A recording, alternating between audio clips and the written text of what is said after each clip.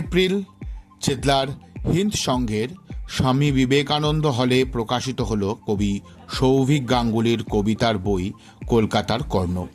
বইটির প্রকাশনা করেছে আলো পৃথিবী।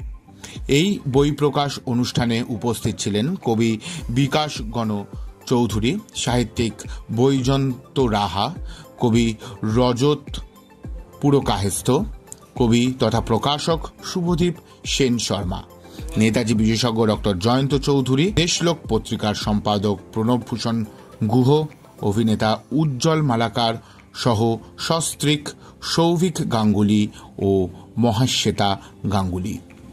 লেখকের উদ্বোধনী ভাষণের পর ভাই বোনের যুগলবন্দী সঙ্গীত পরিবেশনে ছিলেন মধুরিমা গুহ এবং শুভ্রনীল গুহ। অতিথিদের কবিতা পাঠ ও ভাষণের মাঝে মা ও পুত্রের যুগলবন্দিতে অপূর্ব শ্রুতি নাটক পরিবেশন করেন পিয়ালি ঘোষ এবং রাজন্ময় ঘোষ।